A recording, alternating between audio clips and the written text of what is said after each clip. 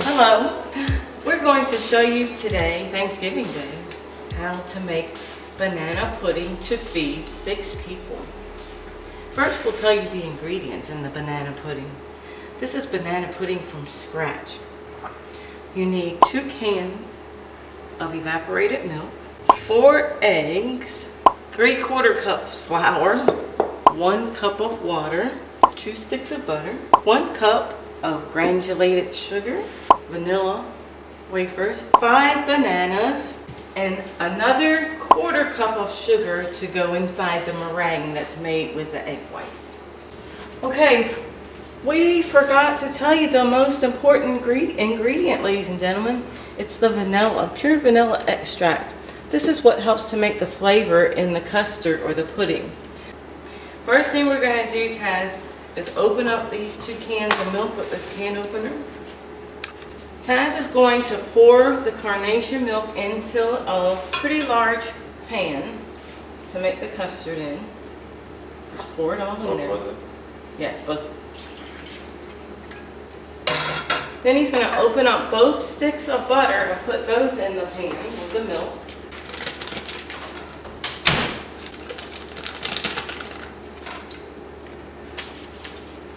Thank you. And next he's going to crack the last egg. Remember, there's 4 eggs in the pudding.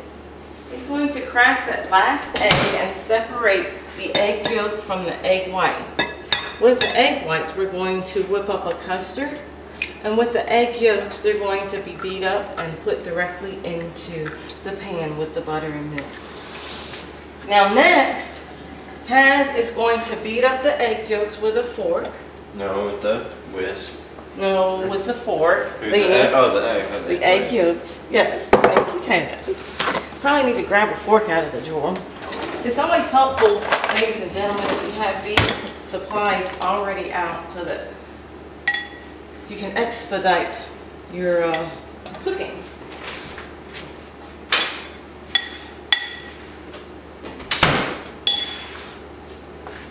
Then once he gets the eggs whipped up, he's going to pour them in with the milk. We're going to turn the oven eye on to low, such as this. No more than 4. Put it on 4, as suggested by another banana pudding user. I think that's good, Taz.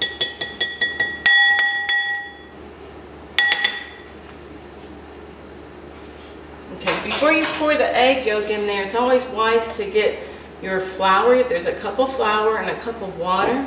We're going to mix the 2 together. Pour it in there. Mm-hmm. Yeah, I'm going to get that thing beat. And if you have a beater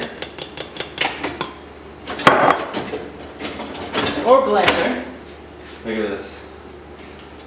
That's cool, isn't it? It's always nice to whip it up real good so there won't be any lumps in your pudding mix. Taz is going to put the cap on top of the flour and water mixture, and he's going to blend up the flour and water to make a nice thick paste.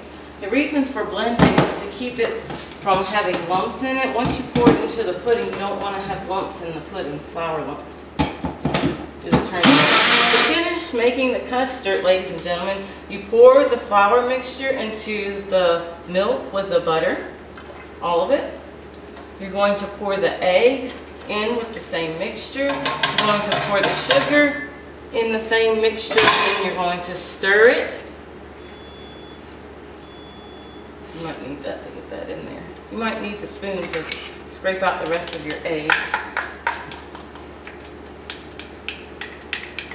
It's always helpful to have 2 people making banana pudding because there's actually so many steps to take. And you'll see here in a few minutes where it's great if one person can stir the pudding mixture while the other person does some other things.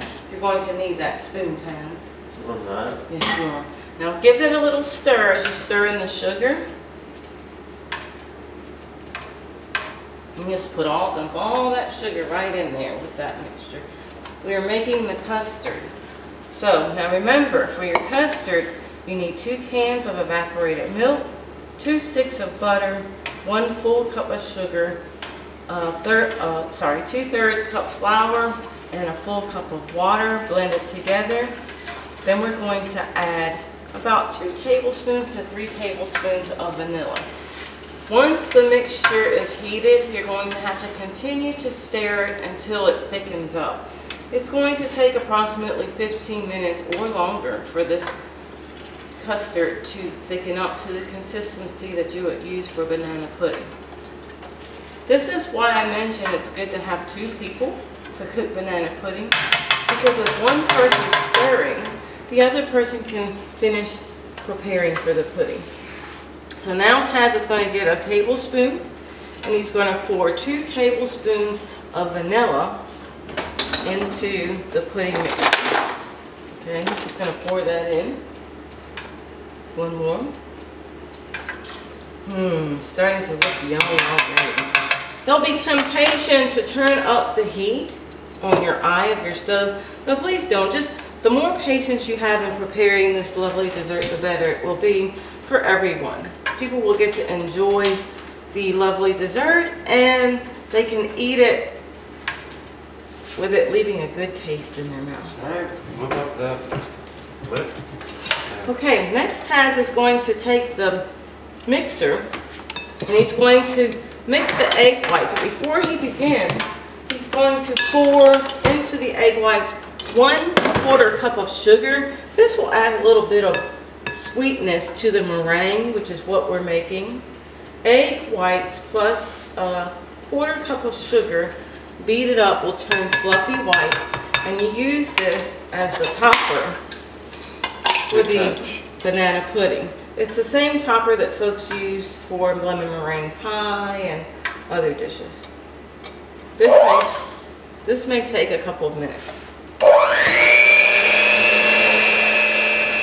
As you see, I'm still stirring. It's only been a few moments. Taz has just about finished whipping up the meringue. He's going to put it aside in the refrigerator until we're ready to use it as the topper for the banana pudding. Then he's going to come back and show you how the next step will be to layer the cookies, the bananas, and the pudding. You're going to layer it in this clear glass Pyrex pan, and that's how the pudding is made with the mixture. Okay, next Taz is going to take the vanilla wafer cookies, and he's going to put a layer 1 cookie high on the bottom of his glass pan. Pyrex. Can I cut the banana? Slice them very thin so that don't eat the tips. Yeah, take the tips off. Slice them very thinly so that it doesn't leave an awkward textured feeling in your mouth when you bite down into the pudding. When a person bites into the pudding, it should be soft and melt in their mouth. And nobody wants to bite into a chunk of banana. At least I don't. Okay, so now, ladies and gentlemen, our custard or pudding mix has thickened up to the consistency that we needed. We're going to take a ladle and just cover up the bananas and the cookies that were stacked in rows. You want to have enough mixture or pudding mix left so that you can do one more row. So we have a row of a row of cookie, banana, and pudding. Then we'll do that again. This is the most interesting part, because if you don't do it evenly, you'll have half of the side of your pan will be filled with lovely banana pudding, and the other half will be very little banana pudding. Makes a wonderful Thanksgiving pudding or a wonderful Christmas pudding. Maybe perhaps for Christmas you might want to use your food coloring and put a little bit of red and green stripes throughout it to give it that Christmas decor. Never tried that, but perhaps it will come back with another film in the future and show what that turns out to be like. Okay, well, it looks like, you know, we got the topping of the top layer of cookies, but we might have run short on a couple cookies. I know, be careful of the Cookie Monster in the house when you make this dish. Sometimes you can run short on cookies.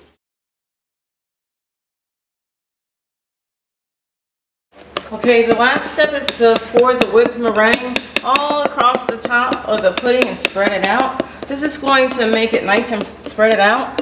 This is going to make it nice and white and with little brown pieces.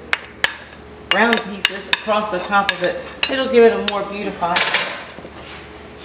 Stick it in the oven. You can put your oven on 350, a little bit lower if your turkey's cooking, and it should brown in about 15 minutes. If the temperature is set to 325, it will brown in about 20 minutes. If it's set to 350, it will brown in about. We're going to place the banana pudding on the top of our oven because our turkey is cooking, and we're going to allow it to cook approximately 20 minutes. You want to get it in the center where the heat is more. Now it's time to take the banana pudding out of the oven, and it's nice and pretty and brown. We're going to put it on a pot holder or hot plate to make sure that it cools off. You want to give it about 10 to 15 minutes to cool, and then it will be ready to serve. Thank you for watching our filming of the making of banana pudding. Enjoy your holidays, whether it be Thanksgiving or Christmas, and we look forward to doing another video with you soon. Thank you for joining RashantEnterprises.com. We appreciate your participation.